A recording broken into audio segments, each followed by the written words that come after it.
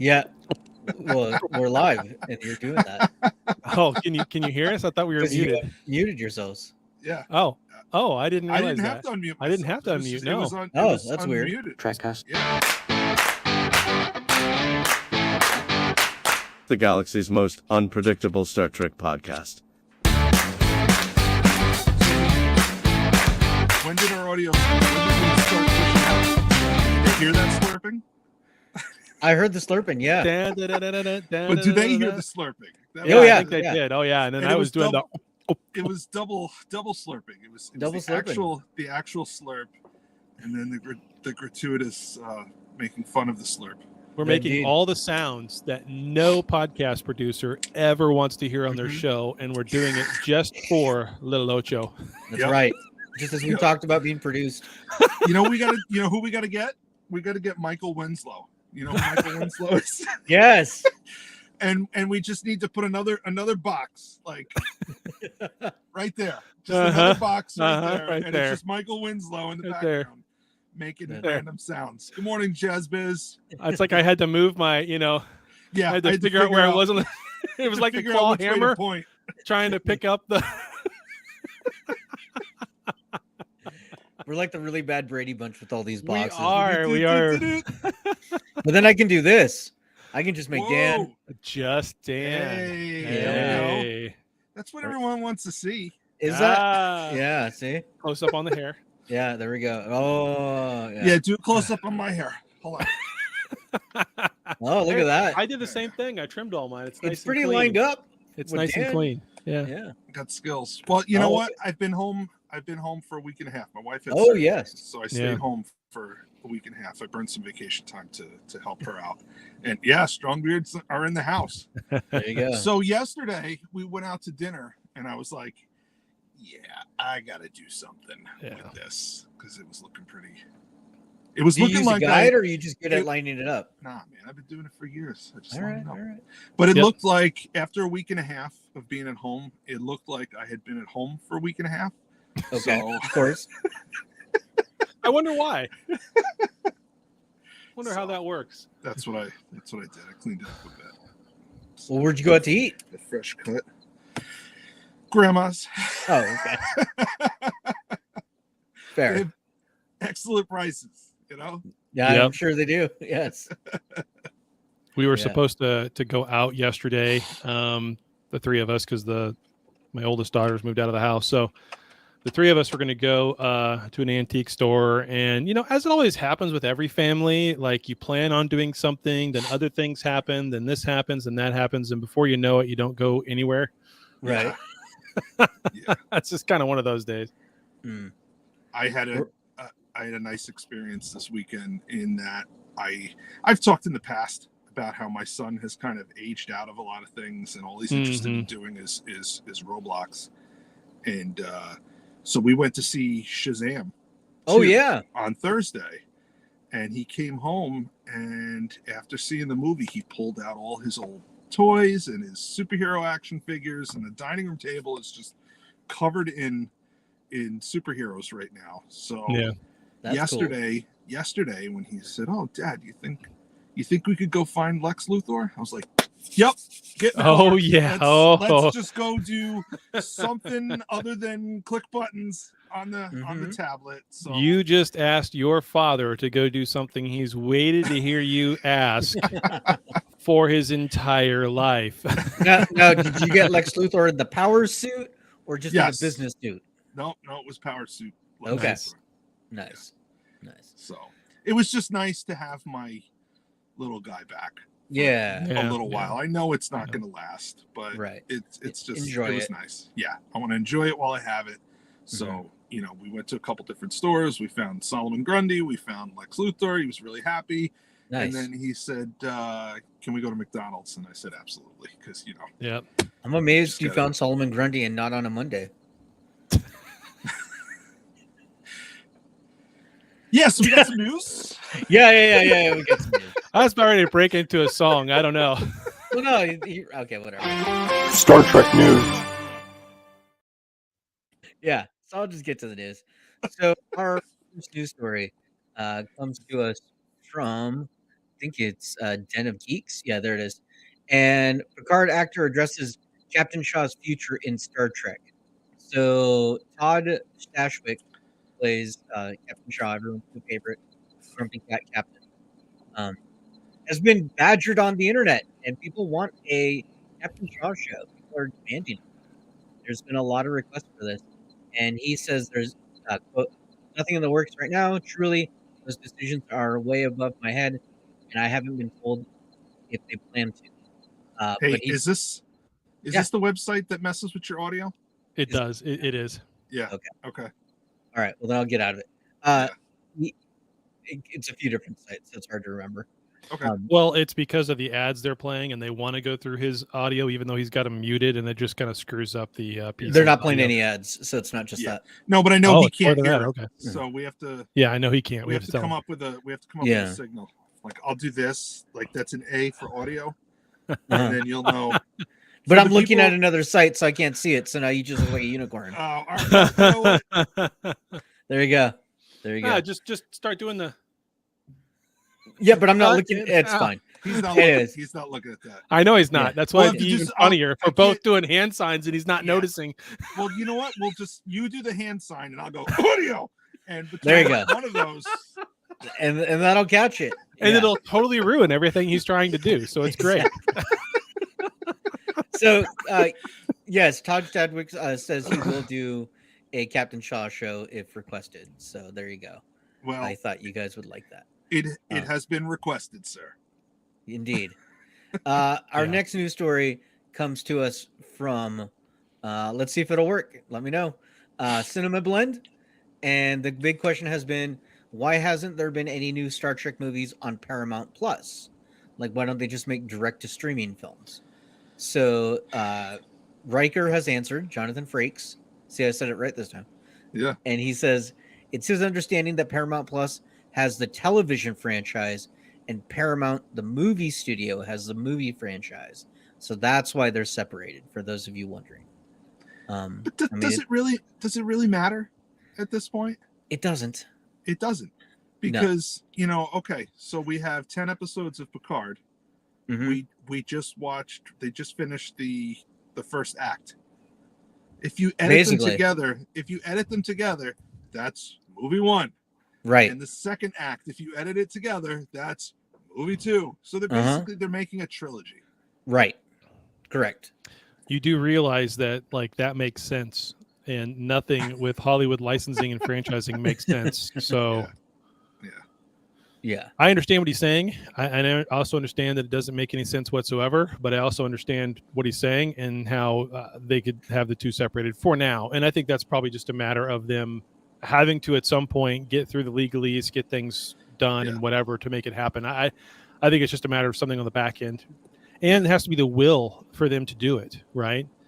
It's not just William Riker that we need. We actually need the willpower to do it. That's right. So the studio bosses have to say yes. So, that joke number one. Speaking of studio bosses, so Paramount has a new idea to make money. They're going to start selling merchandise, and they have launched their new Paramount Shop, which has all the franchises that they own. So you can get your Yellowstone, your Ninja Turtles, your Top Gun, your Rugrats, your Paw Patrol, Scream, even Star Trek. It's all there. Nice. It's showing me Star Trek because of how much I Google Star Trek. What are those? The chessboard. The chessboard. Oh, man. Okay. So Yeah. Just a different color. I thought the pawns look like Yes. What website are you on? They look very internet. Yes. Very internet. For the Where people is on your the- mind this morning? Get it out of the listen. gutter. You know what? You need. I mean, are you going without? Is that what the problem is? Wow. Well, if you knew what kind of surgery she had.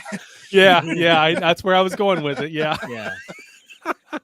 Anyways, so ParamountShop.com if you want to get your Star Trek stuff there. Yes. Dan is as red as his sweater. I love it. He is very, very. Yes. Yes. And as Daryl says, it has to make money. Speaking of making money, we have a big announcement we wanted to give, and it dovetails perfectly into the Paramount shop. Guys, Trekcast now has a shop. So if you go to trekcast.com, at the very top, it says store, click on that. Boom, we have a store. Now, I want to preface this by saying that this is the early version of some of these The because early version. if you Yes. scroll down and look at the ones that are Chad is wrong, Uh-huh. if somebody buys one of those, I'm gonna bitch slap you myself. Look at him. Look at him. You can't even see it on the black, which is fine. Look at that. Look at that. Right. Well, that's what it is.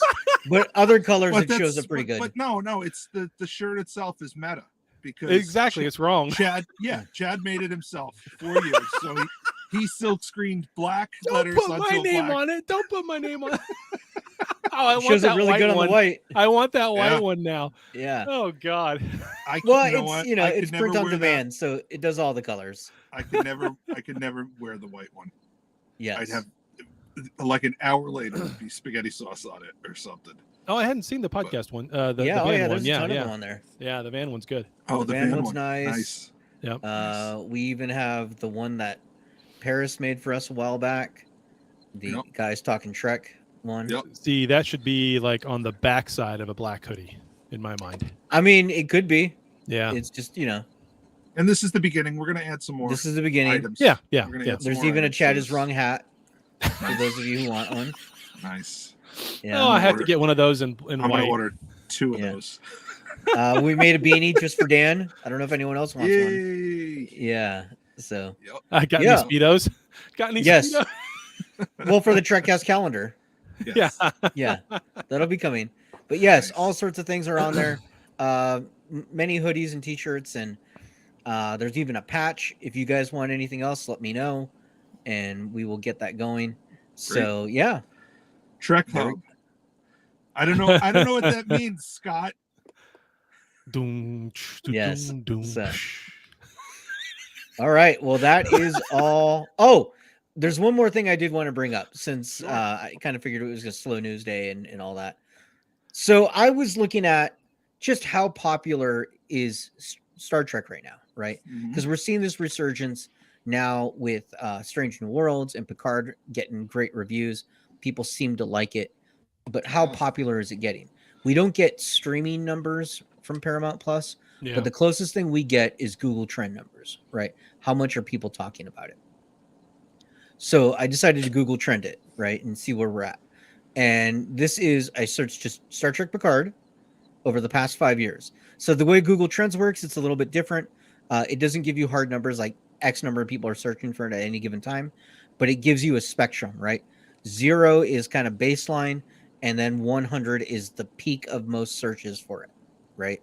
So when it was first, Picard was first announced in 2019, you can see some spikes over here. When season 1 first came out, it was huge, ginormous, and then it fell off a cliff, right, as season 1 continued.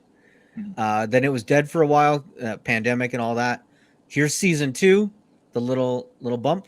Oof. Yeah, down. Now here's where we're at again in season 3 currently. It's dipping because we're halfway through, but it's not much higher than it was in season 2. Really? Yeah, that was surprising to me. We can check other things. Let's try Star Trek.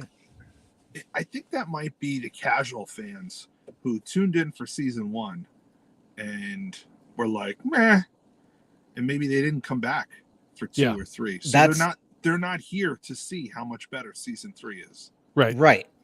I would agree with you. So let's try Strange New Worlds. What if you just did Picard as well? We can try that as well. So Strange New Worlds, big hit. And it still has some traction over, its baseline. Yeah, it really does. Yeah. So it's tending, it's going upwards too. Right. Let's try Picard. Just Picard. Same kind of basic gist. Yeah. A little bit better on the back end there, but the same. Yeah. Let's see. Star Trek Discovery. Oh boy, is there a negative on here? Is there a way to go negative? It's pretty high. You know, But these are searches. These are just These are Google searches. This can be everything from "this is great" to "I hate it." It's just anytime it's mentioned. Right. So, yeah. Which, I mean, maybe we should do the baseline of Star Trek. There you go. there's your baseline way up there, all over the place, right? Mm-hmm. So now compare that to The Last of Us. Okay.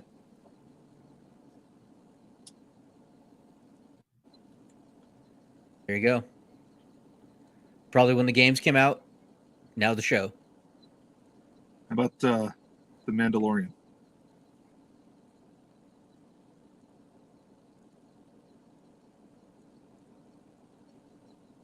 Oh, it is down. It is off a cliff. Wow. Where it Season 1 was. and 2, good. Season 3, not quite there yet. Wow, that's interesting. Let's try I'm enjoying this season. since Dan saw the movie Shazam. Lower Decks as well. Oof. That's when the first movie came out. Just Yeah. quiet ever since. Yeah. So, How about Trekcast? well, there you go. I just wanted to kind of go over the numbers, kind of give everybody an do idea. a search for Trekcast. Do a search for Trekcast, just for the Okay. hell of it. That's funny. Okay. Sorry, I clicked out of it, and then you were. Mhm. Yeah. I know. It's all. Let me get there. Okay.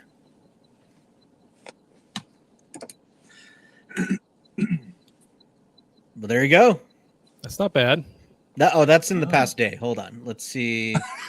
I know what that spike is. There you go. That's pretty good. Yeah. Guys, that's pretty good. It's not too bad. So, yeah. The reason there's gaps between all those spikes is because those spikes happen the weeks when I'm not on the show. Right. That's what it is. Or when we don't have a show. Yeah. It's more likely. Yeah. All right. Well, speaking of shows, should we get to the main topic? We probably should. Fun will now commence.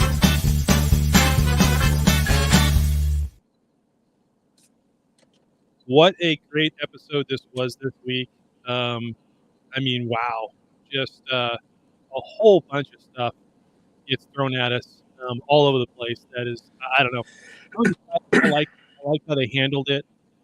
I think the one particular death that we'll get into was the only thing that I was kind of like, that quick, really? Damn it. But it was good. I like what they did. So, You're cutting out a little bit, Chad. Yeah, a little bit. I always have to wait a second or two after you played some of those clips because then it cuts for some reason. Then I'm back to it. Sound good now? I think it got better. Spikes when Chad's wrong. Yeah. Maybe I should be more wrong. That way our ratings go up. I don't know. Yeah. Anyway, So we great did episode. get the log line from Paramount. It says caught by Starfleet and facing court-martial, paranoia grows as Picard struggles with to uncover the prodigal crewman from his past who has returned as an ally, an enemy hellbent on destroying them all, or an enemy hellbent on destroying them all. So we had a big return. Big surprise return we did not see coming. Yeah, I did not see that coming at all. Yeah. They, if you saw my quick reaction. Yeah. Wow, they kept that quiet. Yep, I saw both of your guys's. I did not have time to do one myself. Apologies. So Once again, you're wrong. So yeah. It is what it is at this point. So no, excellent episode. I was excited. I loved every second of that episode, even when the big reveal, Roland herself is back. They do an awful lot of time. They spend an awful lot of time with her backstory, which, hindsight being what it is, always being 2020, makes sense now. And at the time when I was watching it, it didn't bother me at all. I didn't see it as a setup. I didn't see it as why are we spending so much time talking about Ro? I really enjoyed that interaction between her and Picard, and I really wasn't sure when she first showed up if she was a changeling or not. Like, they did a really good job of setting that up of who she actually was. Hey, look, we've got our own our little red angel. The little light was coming. It went away there for a second. Yeah. Yeah. I saw the rays of light. So they went back and forth a little bit first because she did the old Deep Space Nine. I'm going to cut my hand test. Yep. And it's like, okay, she's not a changeling, and then he gets his text message from Beverly, and then we're not sure. Right. Then we're not sure, and neither's he. Mm-hmm. Right, and you could see that on Picard's face too. It was a great scene. Between all those scenes between the two of them were great. I mean, they're both fabulous actors. She's fantastic. She hasn't really been in a whole lot other than Battlestar Galactica. She was fantastic in that. I hated her in that show only because she played that character so well. You were supposed to hate that character. Right. So what did you think about the backstory of how she came back to Starfleet? What did you think about that? I guess to me, it kind of made sense for her character and who she was, being the rogue that she was always, right? I mean, I can see too where the two of them would have miscommunicated each other's, intentions or feelings or thoughts. I could see that. Yeah. So I like the way they handled it. I thought it was great. I think they could have probably used her longer than one episode, but I thought it was great.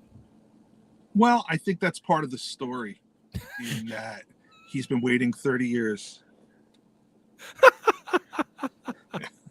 Did you read that? I bought a hoodie just so they can get a Chad bitch slap. There you go. Somebody's got a kink. Hold on. Since we're talking all this conspiracy, I have to be ready to go. Okay. Tinfoil hats on. That's right. There's so much going on.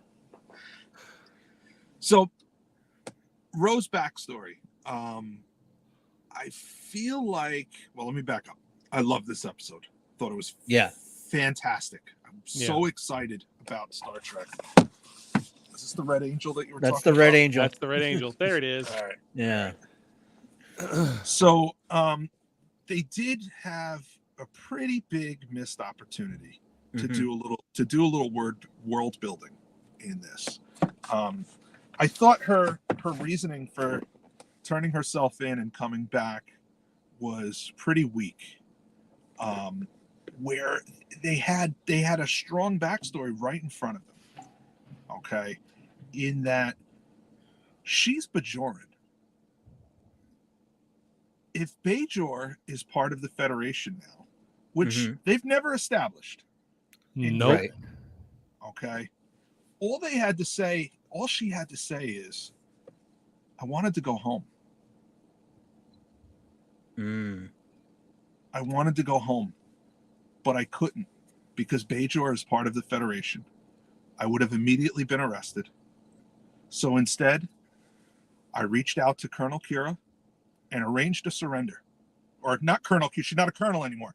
I reached out to Captain Kira, former colonel of the Bajoran militia, and I arranged to surrender myself. She guaranteed that I would be, treated fairly and blah, blah, blah, blah, blah. And that's why she turned herself in, because she wanted to go home.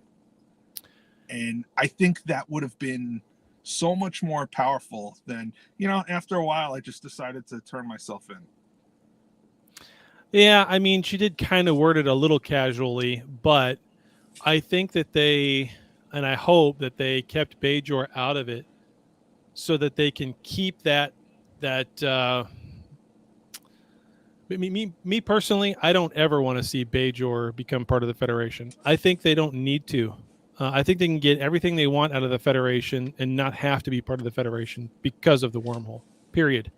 They don't have to, and they'll still get everything they want from the Federation without having to join, and that keeps them like at Switzerland and tries to keep them from getting hit by everybody, right? If they can work out some sort of deal that way, and I think it's more interesting of a story for Bajor to remain separate overall. So I hope that's why they didn't do that. Well, I mean, but they could have still gone that route and said, I wanted to go home, but Bajor is a Federation protectorate. And because of that, I would have been arrested as soon as Colonel Kira or Commander Kira, Captain Kira would have arrested me and turned me into you guys and yada, yada. Yeah, I get all that. That's fine. And I guess I didn't really think too much of it when it happened as far as it being kind of weak, but you're right. That's a good point. They absolutely could have done that. I think they just got to the next step that they needed to get to right away. Yeah. So, Yeah. Time was short. They were spending an awful lot of time on it as it was, which, this just speaks volumes to. It's not the same. It cannot. If it is the same writing staff that's doing this season of Picard, that's done the previous seasons of Picard, or that have been involved with Discovery, if there's even one person on this writing staff for this season that's involved with either of those other two seasons or shows, then they apparently went to the Tim DeWitt's School of Writing and Story Crafting in between the last two seasons, because they've gotten way better. it is a lot of the same people. God bless them. They actually freaking learned something, because this is how you set up a character that you're going to kill in the same episode. The rumors have been that like a lot of the writers and production staff would say like, "Hey man, you guys are getting it wrong. You're messing up canon," and the producers would just be like, "No, we're just going to do our own thing." And then clearly something got in their heads that they needed to fix it. So. Yeah. They do postulate that Kira becomes Kai. I remember that. That was an excellent documentary, but I almost want to go watch that again. What is that? She drives a Kia? Yes, she drives a Kia. Yeah. Is it a Sorrento? What I have a Sorrento, yes. I need some details. Yes. What does Nana drive? Anyway. You're right. I think it is the Terry Metalis. I really do. It's clear that Kurtzman had no effing clue what he was doing. Period, with this franchise, and just right here, this fast with Metalis, you got two guys now running Trek shows that are killing it. Metalis, and then of course, what's his name over on Lower Decks? Well, who did the first season of Strange New Worlds? Was that still Kurtz? Please tell me. That's Henry Alonso Meyer. No, I mean producing it. That was the showrunner, is Henry Alonso Meyer for Strange New Worlds. Okay. And then for Lower Decks, it's I can picture his face. I can picture his face. I know. Ed McManahan, something like that. Yeah, McManahan. Anyway, you got three guys then who clearly know what the hell they're doing. Let them do it. Just let them do it. Don't just Mike Mahanahan. Yeah. Yeah. Well, so I wanted to say Ed, but then I was thinking Ed Mercer, and I know that wasn't right either. Here's the counter I will give you. Mahanahan. I do agree with you, but to play devil's advocate, Kurtzman is still in charge. All those guys are still in charge. It's not like their fingers are not off that pulse. Well, okay, so I guess maybe I'll say credit where credit is due. He realized he was effing up, took his hands off of it, and gave it to somebody else to see if they would F it up. And that's kind of what I think happened. So there you go. And to be fair, that is a very rare thing, especially in Hollywood. To give up your ego and let that go and let other people fix it. Yep. So, I mean, as much as we bag on them, that is actually a really cool thing. Yeah, but I mean, why does it take 4 people now? Guess how many producers are over on the Star Wars side? I mean, how many showrunners there are on the Star Wars side, right? Dude, watch any of the credits for like Discovery. Picard. I just mean that there's a million producers. I just mean the person at the top. There's got to be one person at the top who's making the overall decisions. Their vision, pushing everybody below it. Their vision, pushing everybody below it forward. That's all I'm talking about. Is one guy at the top. Yeah, that hierarchy seems to work. It's what Marvel does. Exactly. Yeah. That's what I'm getting. That hierarchy structure needs to happen. And with this, we've got so many cooks in the kitchen that it's costing them money way more than it needs to. Well, I think that was the structure we had before. And now we have, the showrunner themselves who are fans of Star Trek, they get to run it. They maybe have, Kurtzman that they answer to, but really it's Metalis's answer, word. He runs it, So, good to know. Okay, let's get back to the episode because we can just go down this rabbit hole. Yeah, it's a big rabbit hole. Yes, it is. I mean, we could actually do an actual show where we don't talk about an episode. Like, oh my God, more than reviews. Yeah, we do more than reviews sometimes, guys. Yes, anyway, we could do that. So, Ro Laren, she dies. Yay, nay on that. I thought it was great how it ended with her. How they set her up and everything else. I think they could have used her more, but I'm also fine with the way they did it. I'm fine with it, and I think it's great the way she went out. She literally went out as a terrorist. Yeah, that's just her. That's perfect. Yeah. She rammed her shuttle into a starship. Yeah. And you know what? I can't wait to read all the books and comic books that are going to come out about her backstory, because they totally set that up. They did. And they totally, I didn't realize it till the second watching, but they completely foreshadowed her return in the beginning of the episode. When Picard is talking to Jack and trying to convince him to come to Starfleet, he says many rebels have found their way to Starfleet. Yes. Mm-hmm. Yeah. Meant nothing at the time. Upon rewatching it, I was like, holy shit, he's talking about Ro. Well, he wasn't talking about Ro to Jack, but he was telling us, the viewer, that he was talking to the viewer about Ro. Yeah. I do like that she was Worf's handler. I like that. I thought the only part about that I thought was a little odd. Daryl thinks she'll be back. Yeah, I don't know. I don't think so. Yeah, for her as the actress, I think they get her back without saying almost anything at all, other than, "Hey, we want you back as Ro. One episode, you die that episode. You interested?" Yeah. Every actor wants to see the character that they've played die. I don't know what it is about actors, but they do. Me personally, I wouldn't. But because they won't get a second check. But just like to act. They do. It's not so much. Where does the character end up? It's what sort of journey do I get to go on as an actor? Well, you get to finally confront this guy from this beef 30 years ago, and you've both been waiting 30 years to have this conversation, and you yell at each other and you cry, and in the end you sacrifice yourself to save his life. As an actor hearing that, it's like, oh my god, it's like Christmas morning. Yeah, I'll pay you. Can I come do it? There's a lot of layers an actor, to it. but for me, I'm more of like Joey on that episode of Friends where his character gets cut off by being pushed into the elevator, and he's like really not wanting to die. Do you guys remember that? No. Anyway. Was he trying to improv his way into? He was trying to improv his way out of dying, and he kept looking back at the camera like, How often do you watch Star Trek and go, "This is just like Friends"? Never. It's just that's the image that popped to mind. I don't know. Anyway, Jasmine spoiler. Yeah. So Shaw is such a jerk. Yeah. But he's all chipper as they're about to get. Yeah, I know. That was so great. Yes. When he says, when he asks Seven if she wants to be reinstated, and then he knights her with a I'm starting to think they mentioned his psychological profile.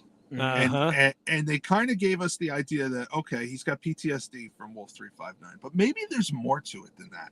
Yeah. I'm wondering now if he should never have been a starship captain, but the infiltrators at Starfleet pushed him up through the ranks because they wanted him to be in command of a ship. At the time of, like, maybe they're trying to, I don't want to call him incompetent because he's not incompetent, but they're trying to staff the ships with not the best command staff that they could have. So he's predictable, right? He follows the rules. Yes. So they want somebody there that they know know what to expect. Put that up that Scott said. He's a torpedo short of a full spread. There you go. And you guys, I'm not a fan of the cursing in Starfleet, right? On Star Trek, but when he tells them, "I'll step outside so the three of you can get your bullshit story straight," oh yeah, I fell off the couch. Yeah, I fell off the couch because I still don't know how to take him. Mhm. I still don't know how to take him, because you think, all right, he's come around, he's part of the team, No, but then no. he's making fun of them to their, you guys are gonna get it, you were gonna Yep. get it so bad, but Yep. at the same time he says, I'm gonna step outside so you guys can get your story straight. Here's how I read his character, and he's fantastic. I know that exactly. sailors cuss. cuss. Yeah, They're not yeah. sailors. You know what? Enlisted sailors cuss. These are officers. These are Mhm.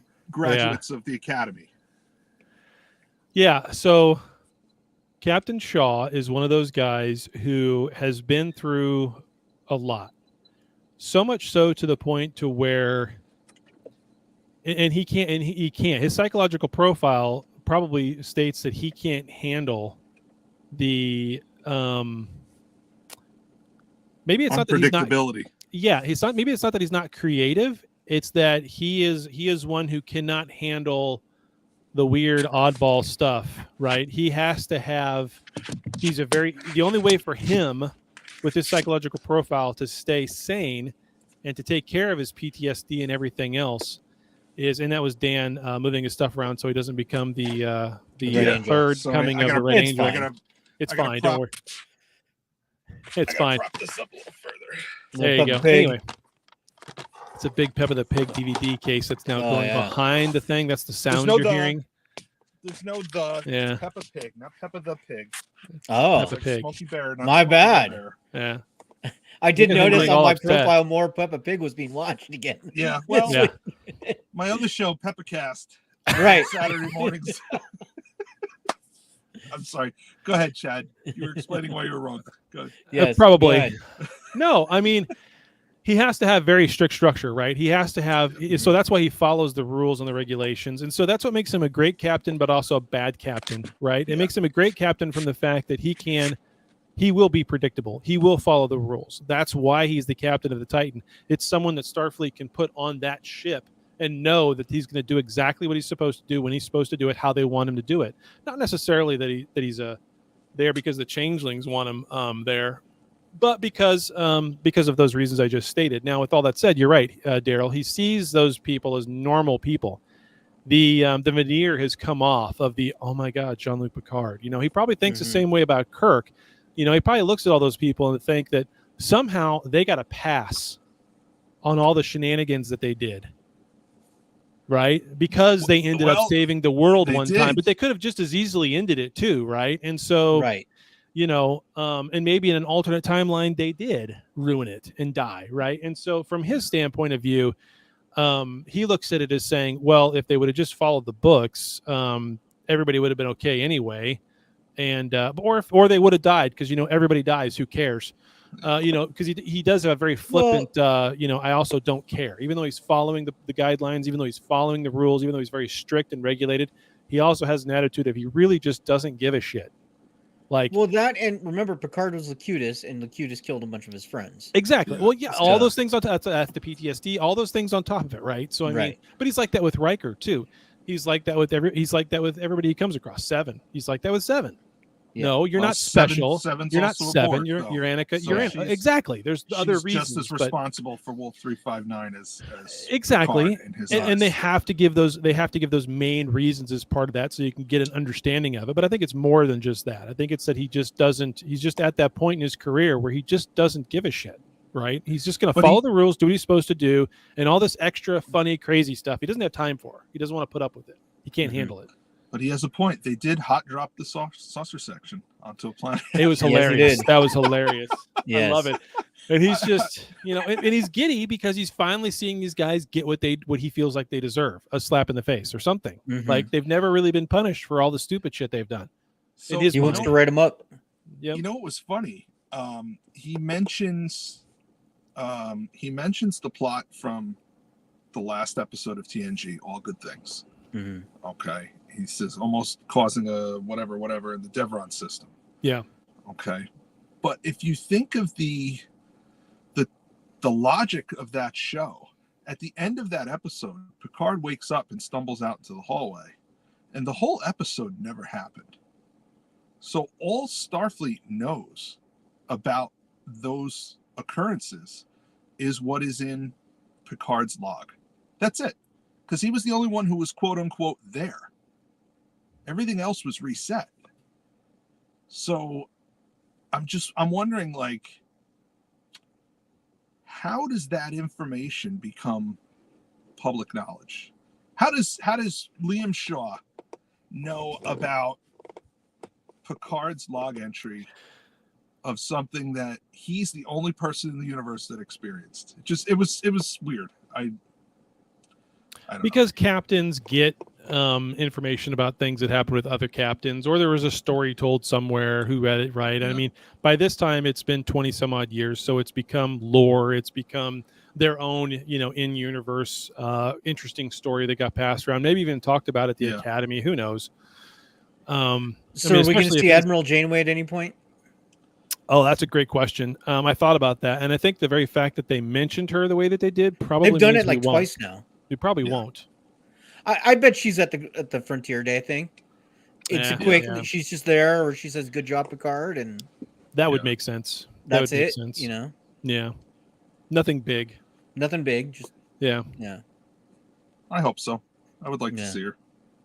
All right. So what else happened in this episode besides Ro? Let's talk about Jack. Because we've got a lot of theories about Jack and what Jack really is or what his problem is. He's Jason Bourne. That's what he is. So I saw a fan theory today that I thought was interesting. That Jack is not really Beverly's daughter or son. Son, you mean? Yeah, son. I know he's not his daughter. Yes, welcome not his to the daughter. Show. But that Jack is part Borg, and that somehow from being Locutus, Picard had some Borg DNA in him, and so that's why he can fight so well. He's got that weird thing shooting behind. It's a theory, man. I don't know. Yeah. They're also saying connect with us. I think honestly that Jack is a changeling, and he doesn't know it, and that a changeling entered his body at some point and started slowly taking over his mind, and is able to take over his mind, keep his form, and slowly eat away at everything that was Jack and become and take his place. The first one able to really fully do that outside of the one that Beverly dissected. And he doesn't even realize it, and maybe the changeling is confused as well in that process because it's new. And Beverly does. That's why Beverly has no clue what's going on with him either. There is a theory, like Chaz was saying, that he's a Paul Wraith, or somehow possessed by Paul Wraiths. Oh man! Or sharing his body with the changeling. I don't think so. I think that's why we hear the join us or link. They don't say. I don't think they say link us, but I think they say join us in the whisperings that he's hearing. Or connect us. I think it is connect us. Yeah. Yeah. I'm of the opinion he is controlled by a changeling, but like the good ones, the ones that don't want to, not part of the Splinter faction. Oh no, I think they're definitely part of I think it's definitely part of the Splinter faction. That's why it's doing evil shit. But it can't, or it's trying to anyway. But it's also very telling that these visions he's having. That was tough to watch in some cases. Like, is this really happening or is it not? That was tough in some instances. Like, and then when he goes and kills, and you're right. Someone said Jack Wick. You're right. All of a sudden, when he just loses his mind, he's able to just rip the crap out of people. It's crazy. But I mean, I enjoyed it. It's interesting. It's definitely interesting. It's a very different take for Jean-Luc's son. So, but I think that's my opinion. That's my theory as far as what's going on. That he's a changeling now. That at some point, the real Jack Crushers is gone. I hope that's not it, because how many times are we going to give this guy a family and then take it away from him? Well, I think that's what will be the interesting thing. I think he'll convert into being Jack and not be able to be the bad changeling he was, but he'll still be a changeling. So now you'll have the android dad, the changeling son, and the I had way too much plastic surgery on my face Beverly Crusher.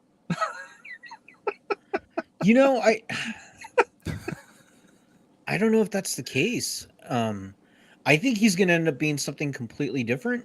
Maybe some sort of new experiment by the changelings, some sort of replacement for the Jem'Hadar. something like that. I got a great one. This is just me. Okay, go for messing it and being totally stupid. He is a project of Section 31 that Michelle Yeoh started, and that's how they'll spin it off with the Section 31 show. I hope not. Just let it Yeah. let it go. Yeah, now that she won the Oscar, that Section 31 show is not happening. I know. She's going to be way too busy with other stuff. We've said it forever. Yep. Yeah. So let's talk about Worf and Raffi for a little bit. Okay. When Worf and Raffi are arguing about going to Daystrom, Worf says, "Don't presume to know what I have or have not sacrificed." Yeah. Do you think he's talking about something specific? Alexander If so, Rozhenko, what do you think it is? Alexander. That's right, Ghost. I'm wrong again. I was right there for a minute. Now I'm wrong again, and now you feel better about yourself, don't you? Yep. So do you think he left Starfleet to do this undercover intelligence thing? Is that what he's talking about? So when we last saw him, he was becoming some sort of ambassador, right? Yeah. I think no. That was the end of Deep Space Nine, where he became the ambassador. Okay. And that was 1998, okay. I think.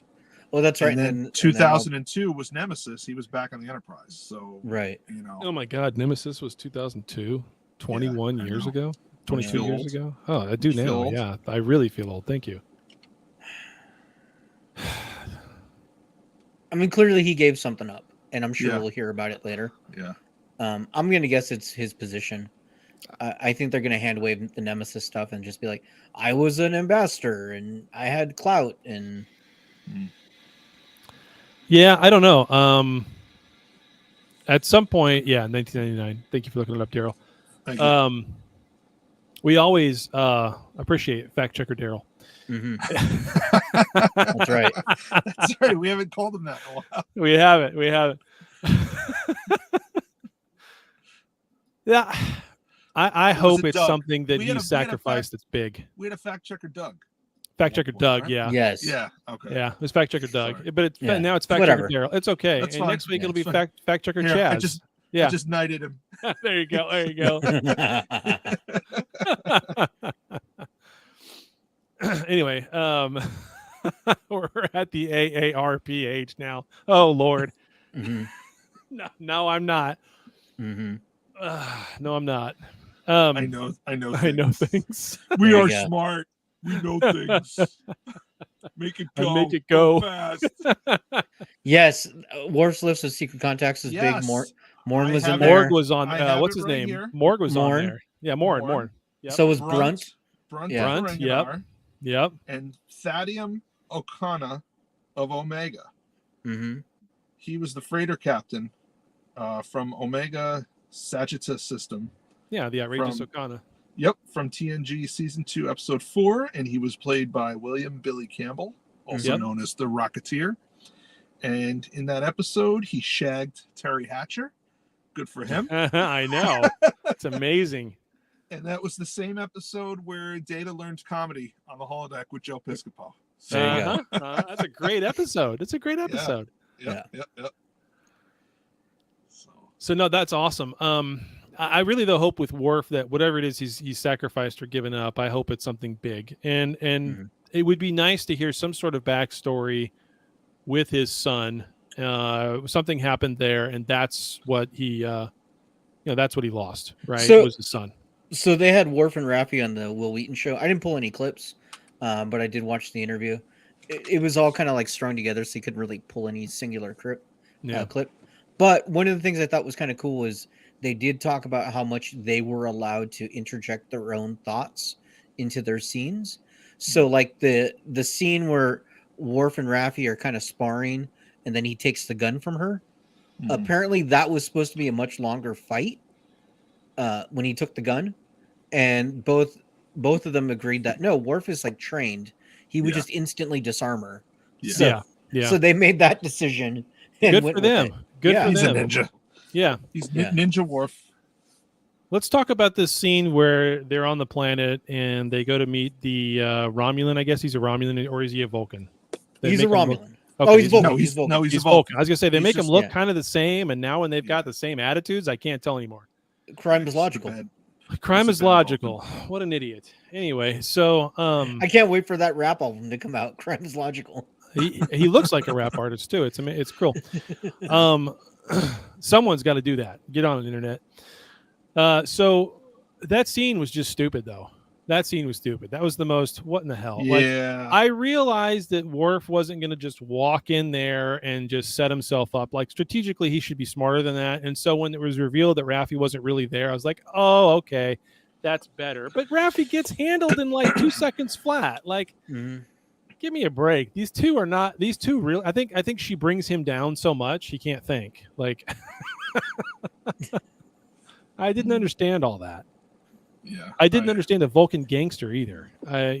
But To me, it was like what was that, Princess Bride, the Battle of Wits? where it's like, you have miscalculated, inconceivable. And inconceivable. Clearly, I can't drink the wine in front of me. Yeah, exactly. Yeah. But I can't know drink that was, wine in right? front of you. Oh yeah, that was Grand Negus Neck. Or Yeah, Grand Negus. Yeah. Negus. Yeah. Negasonic teenager, whatever. Yep. It's the tinfoil hat is getting to me. Negasonic teenager. You can't even get that one right. No. Yeah.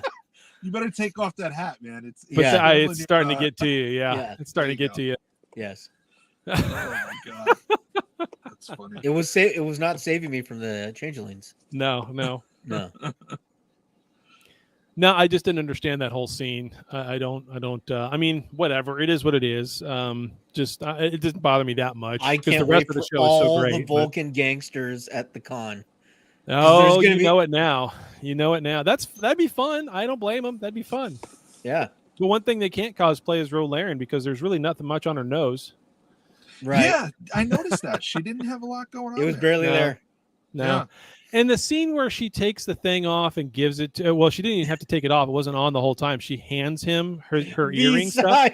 V-side. It is logical to represent. Yeah. So that whole scene where she gives him that, it didn't look very big. I remember that thing being bigger than that. It looked pretty small to me. But then Picard doesn't even think for a second that there's any data on it. Like, Yeah. that's really old man Picard here. Well, he's never been a spy though. Yeah. He knows better than that, though. Come on. He's also 100 years old. That Yeah. part I get. He's a bad Shit gets robot. past him. Yeah. He's a bad robot. Yeah. So, what do you think is the life expectancy of a starship? Oh, 100 years. Federation starship. Really? You think They it's expect 100 it to be years? in service for 100 years, probably. Oh, I would yeah. say 40 years.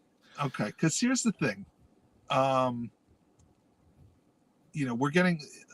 They talked about us getting the Enterprise F, right? Mm-hmm. Mm-hmm. Okay. Also, the ship that meets them is the USS Intrepid. Mm-hmm. And it looks weird. Voyager is. Voyager was an Intrepid class starship, Right. Yep. which means the first ship in that line was the USS Intrepid, which means if this is the USS Intrepid, it's replacing that USS Intrepid. And Voyager was brand new when it came out in 1996. So 2006, 2016. So it's only like 30 something years old. I feel like they replace these ships so incredibly fast. Meanwhile, the U.S. military has planes that have been in service since World War II that are still in service. But how often? Okay, here's where I think they kind of play around with it. They treat them more like fighter jets. Like we get new generation fighter jets every few years, right? Whereas these are more like battleships, equivalent, like that big of a thing that's moving around out there. Yeah, but just to put it in perspective, the USS Nimitz aircraft carrier has been in operation since 1975. Mm-hmm. We have Boeing B-52s that have been in operation since 1955. Mm-hmm. The We've Lockheed got Warthogs that have Lockheed- still been in service for 50 plus years. Yeah. Yeah, the Lockheed U-2, 1955. We have something called the de Havilland U-6A Beaver, which is a Canadian aircraft that the U.S. military has been flying since 1949. 74 years. It's been in Chaz Biz, service.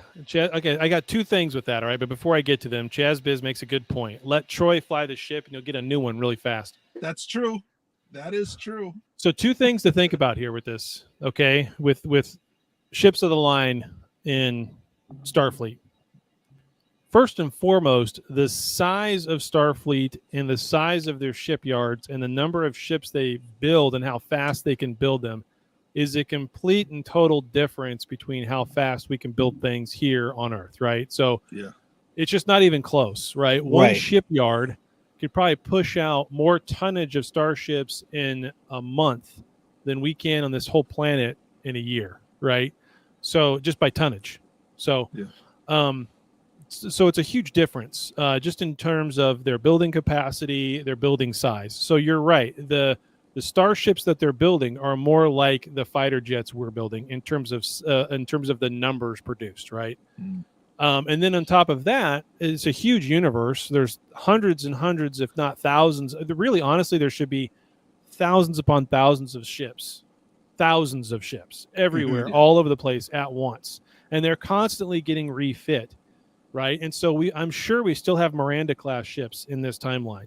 There should be. There really honestly should be. Miranda class still flying around, retrofitted, whatever else. They're in lower decks, I know, whatever, but they're still around, and they should still be, and they should still be serviceable. They can fly, they can warp, just put another engine in them.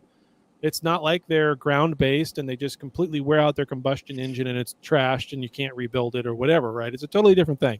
Mm-hmm. So with that said, the names that we hear of the mainline ships that we know about in the stories, the Enterprise, the Intrepid,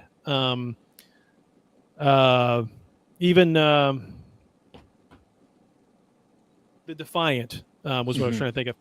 Even those, well, those are the main line ones that we hear in the stories. Those are the main line ones that get blown up a lot. Those are the main line ones that constantly they're the ones that are sent to the front line Right. all the time. And so they're the ones in more peril of getting blown up. And why, if they're so far gone that you just want to scrap them and make a new one, then of course you're going to go from the A to the B to the C to the D and have those progressions faster than you do a California class ship that just is doing second contact. Nothing's ever going to happen to that usually. Well, and the other thing people don't think about is, this is supposed to be a federation with, thousands of worlds all working together. So like the technological leaps you would have continually, you're going to want to update your ships all the time. On top of that, you're going to update your ability to produce them at a quicker rate. So, and keep in mind the what is it? The ship of Thesis, right? Yeah. From Marvel yes. and of course from the old, yeah. So, that's right, ships, Vision. That's right. Yeah. And so these ships are not the same ship they were when they came off the shipyard ever. Yep. Ever. So, and we've had lots of conflicts, right? We had the Dominion War, we had the Romulan issue with their star blowing up and all the other stuff happening there. We've had just a lot of stuff off the side we haven't seen. I mean, 359, I mean, just nonstop stuff going on. The uprising with the androids, how many ships died then? So, lots of things going on to cause the ships to have to get reiterated a little faster in some cases than others. But So we are halfway through. we are halfway through. Yes. Yeah, we are the halfway point. We are halfway through. No Geordi yet. Nope. No lore yet. No. No Moriarty yet. I have a And I have an theory for idea. that. Yeah. You do. All right, go ahead. Give me your theory. and No, then I I'll want to tell hear you- yours first. Okay. I've been All right. talking too much. You go. Kryn said that he brokered a deal for a device that can defeat Daystrom Station's AI. Because they talk about Daystrom Station. You can't break into it because it's got a sophisticated AI system. Moriarty's program was specifically designed to defeat AI. Right. That AI being Data. Right. So did he somehow come upon Moriarty's program, or a copy of Moriarty's program. And that's the device that he brokered the deal for to defeat Daystrom Station's AI. And if that's the case, who can defeat Moriarty? Maybe Data with a mean streak, which is Lore? So we're on the same track. Yeah. I believe that Moriarty is the key to cracking open Daystrom's AI. Mhm. But I think Lore is Daystrom's AI. I think Lore is the one. Whatever they've done, however they've worked it, whatever, it's Lore that's the one who's protecting all the information at Daystrom. Yeah, that makes more sense to me. And it's Moriarty who has to crack it. Mm-hmm. I think the AI protecting the Daystrom is Lore and Peanut Hamper working together. Because I want Peanut Hamper in this. If they even just show Peanut Hamper in the background Yes! somewhere, I just need just to have it hear, sitting there. Yeah. I just need to hear Patrick Stewart say the word Peanut Hamper. Oh, With yeah. like a confused look. Yeah. He just looks at her and is Hamper? like, what she did to those poor bird people. What Yeah. is a peanut hamper? Yeah. I would just die laughing. It would be the greatest thing ever if they just, at the very least, just showed it sitting there in the background somewhere. Just showed it sitting there. Yeah. They don't have to get crazy with it and have somebody actually say Peanut Hamper, which might be too much. But oh, no. Oh, no. I'd love it, but it's still. I want Riker to say it, disgusted. Yeah. Yeah. And I want Jeffrey Combs' his little, yeah. Whatever that thing was. Yeah. The Gateway 2000 with Jeffrey Combs' voice. Yeah. I mean, if they really do have some scenes from inside of Daystrom, then they really should have like callbacks to all of these things somewhere. And they should even have like an HAL 9000 on the wall just for the hell of it. I mean, they. So they've established that mobile emitters are commonplace at this point. Yeah. And that you can't tell by just looking at it. Yeah. So yes, Badger needs to be there too. Yeah. That's your evil AI. Yeah. So whenever we see Lore, I mean there's the potential, or Moriarty, there's the potential for him to leave that station with them and go somewhere else. There's the potential for his story to continue somewhere else. Yeah. But yeah. One way or the other, the next episode is shaping up to look like another good one, because they're going to Daystrom, right? I mean, they're going to be in Daystrom Institute in the next one. I think so, yeah. Sure seems like it to me. Or at least hatching the plan to get into it. Oh, we're going to get a what is that casino movie? Oh, yeah. Planning the heist. Yeah. Yeah, we're going to get a heist planning episode where we see the tiles move around of who's doing what. Picard's 11. Yeah, Picard's 11. There it is. Ocean's Picard's 11. That's what I was trying to think of. Ocean's 11. So Picard's 11. That's the next episode. That's what it should be called. Yeah. And it'll be a heist where we hear about the heist and then the backstabbing double heist and the other side of the heist and the whole 9 yards. Yeah. So make the plan, execute the plan. It reminds me of a Rick and Morty episode, honestly. Yeah. Yeah. Mission Impossible. Yeah. Yep. Mm-hmm. Picard will be hanging from a rope. Yes. Well, should we get to listener feedback? Yeah, why not? We're only an hour in. Yeah, there you go. Open hailing frequencies. Hey!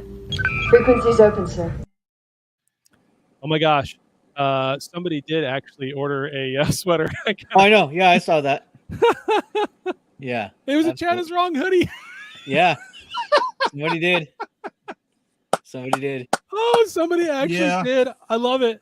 That is amazing. I'll be going on there later today. I'm going to order a few things for myself. I'm going to order something to send to a friend who's listening. Nice. He knows. I got his size. Nice. So I do have a email from GhostStock45. It says, "Hey guys, I was listening to this week's cast, and you were tossing around theories. First, Dan's theory about needing Picard's DNA from his kid is solid. You guys tapped another idea that Crusher and Picard's kids know something that they're not saying.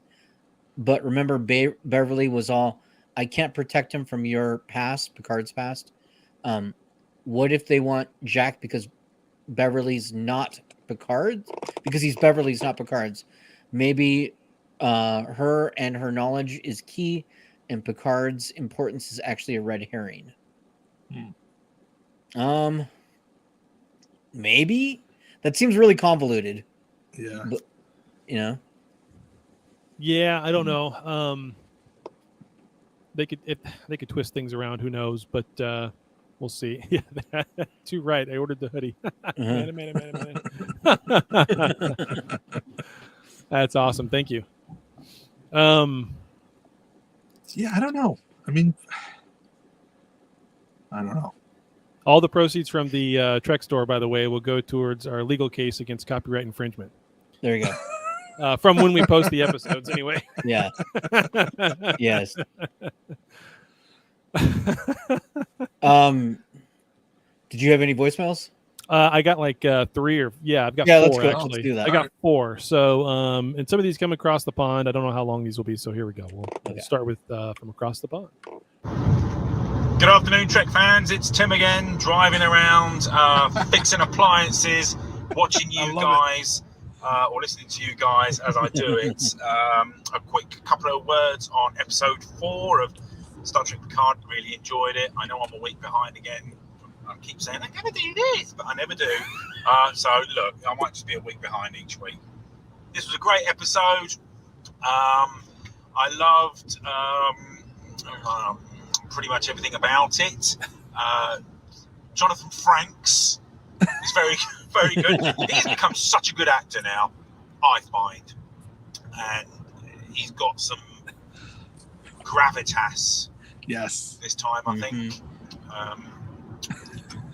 Picard still, he went a little bit gravelly again. I also love Jack Crusher. I think his character's really good. Really growing into him. Much better than Wesley. I mean, if Wesley was your son, and he is probably Picard's son, in my head canon, would you admit it when you got handsome Jack Crusher next? No, you wouldn't, would you? Wesley, shut up. I'm going to keep it short but sweet. I guarantee you, right, Shaw will refer to Seven. He will call her Seven. Yeah, and that'll be the sort of crescendo of at the end of the show, and everybody will live happily ever after, and they'll kiss and they'll cuddle and they'll be best friends. So, Michelle, I'm going to love you and lead you, and remember, guys, I love you, no homo. All right. You know, it's funny. I know he's got a British accent, not an Irish accent, but he's talking about driving around fixing appliances. And, I don't know what he looks like. So, your mind's eye pictures somebody. So I'm picturing O'Brien, like Miles O'Brien, just driving around in a van, fixing stuff. Yep. He's got the hyperspanner. He's got to go to the file on 3. Yeah. Yep. That's someone who needs the his sleeves rolled up, Yeah, he needs the Star Trek the thing. One of you guys got? I think you got it, Dan. The little case, the Star Trek case with all the tools in it. Yes. He needs one of those. Absolutely. All the tools. Yes. Let's see. We got like more from him. Let's do this one. It's his episode 5 review. Morning. First off, he says, "Morning, lads. Actually recorded it on a Sunday morning. Hoping it gets to you in time. Mother's Day here in the UK. Cheers, guys." Tim, and this was from this morning. I got it at 4:17. Morning, lads. It's Mothering Sunday here in the UK. I'll try and keep this short, a little bit more current this time. About episode 5 of Picard. Now, look, I think I may have been a bit guilty of believing the hype, because although this is undoubtedly better than any Kurtzman Trek, in my opinion, that's come previously. The way people have been saying, episode 5 is going to be the most, it's going to be amazing. You're going to be really emotional. It's going to be really nice. Don't get me wrong, it was great. It was fine. It's still not as good as Berman era Trek. And I know I'm sounding like an old guy. That's because I am, I'm 50. I'm allowed to look back with rose-tinted specs, but all in all, I'm enjoying it. But now I've seen 5 of them. They were saying that this episode 5 is going to be so great, but it's fine. It was all right. He didn't like it, did I he? enjoyed it. No, it sounds like nice not. to see Ro Laren. I recognised her straight away before they even said Ro Laren. Nice to see her. Pity they killed her off that quickly, though. They didn't need to do that. I know that was her sort of redemption, but they could have. I don't know. Give her another couple of episodes. They could have off if they needed to. But all in all, I enjoyed it as much almost as I enjoy your work, boys. So keep it up, and speak to you next week, hopefully. Bye. Bye. There you go. There you go. That was excellent. He also sent us a donation over on the coffee account. He says, "Hello, nice. chaps. Sorry I haven't donated in a while. I bloody love you, lads. No homo. Love, Timmy." He didn't add the no homo at the end of it. I did. Yeah. Oh, okay. All right. I thought that was great. Yeah. We do also have a voicemail at the regular phone number, which cool. I don't know what that is off the top of my head, so I'll say it here in a minute. Here's the voicemail. The following is brought to you by the Crusher Candle Company, makers of the finest plasma-based candles in the Federation. Smells so good it's spooky.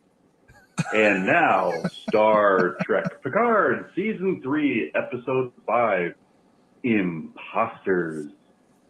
Ensign Ro is back! Oh, she's dead. Tune in next time for another Pack-Led review. Nice. So that phone good. number, if anybody wants to call and leave us a message, it's 816-287-0448. 816-287-0448. Operators are not standing by. Chad is not going to answer the phone and chit chat with you. It's just a voicemail box, but leave us a message. We'll play it on the show. There you go. Yep. And if you're overseas and cannot use that voice line for some reason, because it is a Google phone number, you can always email us. Make sure you email us at the chadiswrong@gmail.com account. That way I can play it through the soundboard here on the show. I'm sure, Daniel, you could probably play those clips, right? Or no? I'd have to find a way, but I could do it. Yeah. Okay. So, I'm already set up. Whatever. Doesn't matter. Yeah. Either way, it'll work. You can send it to any of our emails. It's fine. And we'll make a way to make it work if you cannot use the phone line and be like Tim. So awesome. We do have some callers as well. So let me bring on Chazbiz. Awesome. Yeah. There he is. Hey, Chazbiz. Hello. Hey. Hey. I got a new headset, so nice. Cool. Hopefully You I sound sound good. better. Okay. Yeah, cool. you sound good. You Sounds sound good. smooth and leathery. And leathery. Fine Corinthian leather. That went downhill fast. So, what'd you think of the episode? I thought it was fun. Bringing back Ro Laren, it was awesome. Because wasn't she supposed to be on DS9 and she decided not to do it and they hired Nana Visitor instead? Yep. Yes. Yeah. Yep. And, just to see her back and you finally get to finish her story, it just sucks we didn't get her for another episode. She just was one and done, and that's it. And I really like that actress. So, yeah, awesome. It's just good. It was Yep. good. Very good. What do you think is going on with the changelings? I think Jack Crusher is like the Manchurian candidate or something like that. I think he's like a secret weapon for the changelings, and that's why they're after him. Because why would you why would you go all out to find him, and why were they hiding in that nebula? And that's why I think Beverly, she's hiding something too. Because why was she hiding out there too? So I figured it out. The changelings mimic the conspiracy bugs. There you go. And then they crawl up through the butt. And well, the thing is that Terry Metalis was talking about the conspiracy bugs, and he said that whenever they take over a host, they kill the host, and that's why he had a hard time making it the conspiracy bugs. because he kind of wrote it off. I heard him on another podcast. Sorry, guys, but There are other podcasts. Right. Yeah, I'm sorry. Sorry, you're off the show. And I was gonna ask Daniel. Yeah. When you had that little website where you're checking everybody's like how many viewers are watching, you got to see if the Will Wheaton show has spiked. Oh yeah, I'll check that. I can just see the views on that. It's on It's just Daniel. Yeah. It's just Daniel watching it. Yeah. Oh wait, it's just me. It's one. Yeah. Man, you're making Awesome. so much noise when you do that, buddy. I'm sorry. It's really hard on anybody listening to the podcast. Well, awesome, Chaz. We gotta kind of move along because we're running on limited time now. All right. Yeah, sorry. Thanks for being on. All right, so now we've got T-Bear real quick. Hey, look at that. Oh, He's appearing. Hey guys, I've been up watching DS9 all week. Oh, poor guy. Like we said last week, yeah, that was great. That was a great setup. That was awesome. Yeah, you got it. Actually, to be honest, I got through the first 2-part episode and got busy. So you didn't get to Alan Moran? No. I've seen enough clips of that one. I'll probably skip that episode. But yeah, God, can't stand those friggin' Kardashians. Just one episode, and I'm already annoyed by them. But anyways, I think what I was trying to say last week is, and it became a plot point, was I noticed when what's her name? Geordie's daughter. What's her name? Ensign LaForge. Yeah, Ensign LaForge. Pretty easy. I can't remember her first name. Sydney.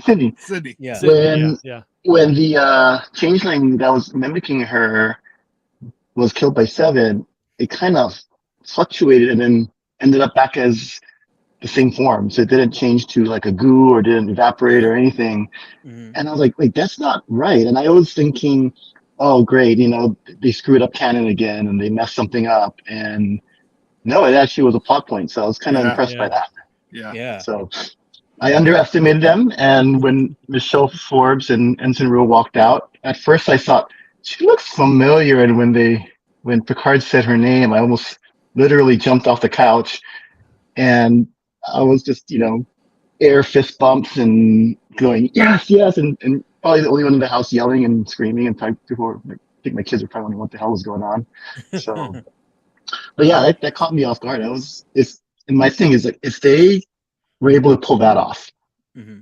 I'm wondering what else they have in store, or was that the big surprise of the season? Like everything else, they've given us hints to, but this one no one was even thinking about this. No one was came close to it. I would think they probably got maybe one more up their sleeve, but I think of all the other surprises we know of them, maybe just one more. Yeah, I mean, we kind of expect to see Janeway, maybe. I mean, that wouldn't be a huge shock if we saw her. Mm-hmm. So, yeah, it would have to be some other character that we haven't seen for quite some time that no one's thinking. Like, I mean, hey, if the pirate comes back, Okana, if he shows up, that would be a shock.